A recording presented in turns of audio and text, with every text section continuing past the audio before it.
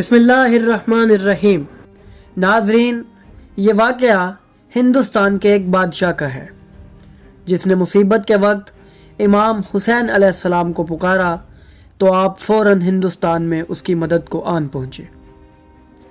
یہ واقعہ ایک قدیم کتاب سے نقل کیا گیا ہے جس کا نام مرکات الایقان ہے اور اسے آیت اللہ گنجوی نے تالیف کیا ہے۔ اس کتاب میں امام حسین علیہ السلام کے معجزات کو بیان کرتے ہوئے وہ لکھتے ہیں کہ رسول اکرم کے دور میں ہندوستان کے اندر ایک بادشاہ رہتا تھا جس کا نام تاریخ نے قیس ذکر کیا ہے۔ وہ ایک حق شناس انسان تھا، ہمیشہ علم کی محفلوں میں بیٹھتا تھا۔ اس نے اپنے دربار میں مختلف مذاہب کے علماء کو نشست دے رکھی تھی جن سے وہ وقتاً فوقتاً علم حاصل کرتا تھا۔ تمام علماء اسے اپنے اپنے مذاہب کے رہنماؤں کے حالات زندگی سنایا کرتے تھے، جنہیں سن کر وہ بہت خوش ہوتا اور انہیں انعام و اکرام سے نوازتا۔ ایک دن حسب معمول وہ اپنے دربار میں بیٹھا ہوا تھا کہ اچانک ایک قافلہ اس سے ملنے آیا۔ انہوں نے کہا کہ ان کے آباء و اجداد ہند سے تجارتی سامان لے کر عرب گئے تھے، جہاں انہوں نے انسانی عقل کو شکست دینے والے معجزات دیکھے۔ نیز انہوں نے یہ بھی بتایا کہ عرب میں ایک نبی آیا ہے جو خدا کے دین کی دعوت دیتا ہے، اور سب سے حیرت کی بات یہ ہے کہ اس نبی کے پاس 2 بچے بھی ہیں جو مانگنے والوں کو اتنا عطا کرتے ہیں کہ سائل حیران ہو جاتے ہیں۔ نیز اس قافلے والوں نے اس بادشاہ یعنی قیس کو امام حسین علیہ السلام کے متعلق بتایا کہ وہ اس نبی کا نواسا ہے جو عجائبات کا مظہر ہے۔ بادشاہ قیس یہ سن کر بہت محظوظ ہوا اور اسے امام حسین علیہ السلام کے متعلق مزید باتیں بتانے کا کہا۔ اگلے دن دوبارہ اس بادشاہ نے امام حسین علیہ السلام کا ذکر سننے کے لیے اس قافلے والے شخص کو بلایا، اور یوں وہ بادشاہ روزانہ ایسا ہی کرتا اور رفتہ رفتہ اسے امام حسین علیہ السلام کی ذات سے شدید محبت اور مودت ہو گئی۔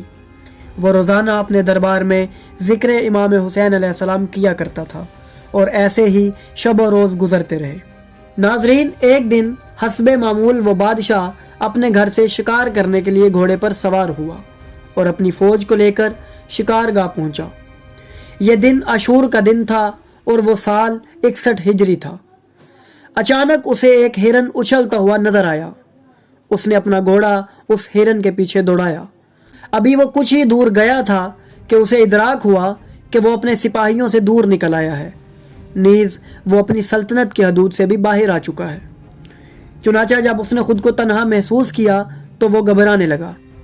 اسی گھبراہٹ میں وہ گھوڑے سے نیچے اترا اور پیدل چلنے لگا۔ ناظرین، اس کی تقدیر اسے یہاں لے آئی کہ ناگہاں اس کا گھوڑا بھی بھاگ گیا اور وہ بالکل تنہا ہو گیا۔ اسی لمحے میں اس کے سامنے ایک خونخوار شیر اپنی کچار سے باہر نکلا اور اس کی طرف دیکھنے لگا۔ بادشاہ اپنے تمام حواس کھو بیٹھا اور زمین پر بیٹھ گیا۔ جیسے ہی اس نے دیکھا کہ شیر اس کے قریب آ رہا ہے اور اسے بچانے والا کوئی بھی نہیں، بس اس نے روتے ہوئے بلند آواز میں کہا، یا حسین ادرکنی۔ اسی اسنا میں وہ دیکھتا ہے کہ ایک جانب سے گرد کا طوفان نمودار ہوا اور وہاں سے ایک نورانی شخصیت گھوڑے پر سوار اسے نظر آئی۔ جیسے ہی وہ شخصیت اس کے قریب آئی، شیر اس شخصیت کے گھوڑے کے قریب گیا اور اس کے قدم چومنے لگا۔ بادشاہ کی حیرت میں اضافہ تب ہوا جب اس نے غور کیا کہ آنے والی شخصیت پھٹے ہوئے لباس میں زخموں سے چور ہے اور تیر اس کے جسم میں پیوست ہیں۔ اس نے اس عظیم ہستی سے پوچھا، آپ کون ہیں؟ تو اس ذات نے جواب دیا، میں وہی ہوں جس کا ذکر تم روزانہ کیا کرتے ہو اور جسے تم نے ابھی مصیبت کے وقت پکارا ہے۔ اے قیس، میں حسین ابن علی ہوں۔ بادشاہ نے امام کے قدم چومے اور عرض کی کہ آپ کی یہ حالت کیسے ہوئی؟ امام حسین علیہ السلام نے اسے جواب دیا کہ آج کے دن ہم پر مصیبت کے پہاڑ ٹوٹ پڑے اور ہمیں ہمارے نانا کا کلمہ پڑھنے والوں نے ایک ایک کر کے شہید کر دیا، اور اس وقت وہ میرے قتل کے درپے ہیں۔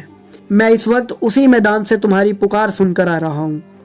بادشاہ نے عرض کی، یا مولا، کیا میں آپ کی مدد کے لیے اپنا لشکر روانہ کروں؟ تو امام حسین علیہ السلام نے فرمایا، اے قیس، نہیں، بلکہ یہ تو ہمارا اور خدا کا ایک وعدہ ہے جس میں کوئی دوسرا حائل نہیں ہو سکتا۔ ہاں تم اتنا ضرور کرو کہ تم اپنی سلطنت میں جب جاؤ تو وہاں میری مصیبت کا ذکر کرنا اور میرے مصائب پر گریہ کرنا اور میری اور میرے اہل بیت کی خاطر عزاداری برپا کرنا۔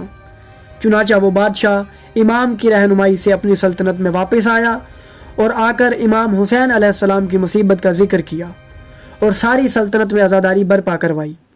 ناظرین، یہ واقعہ اور اس جیسے کئی واقعات جن میں اہل بیت علیہ السلام کا ایک وقت میں ایک سے زیادہ جگہوں پر ہونا ذکر کیا گیا ہے، انہی واقعات پر ایک کتاب بھی موجود ہے جس میں موجود قیمتی اسرار کو ہم آپ کے سامنے وقتاً فوقتاً پہنچاتے رہیں گے۔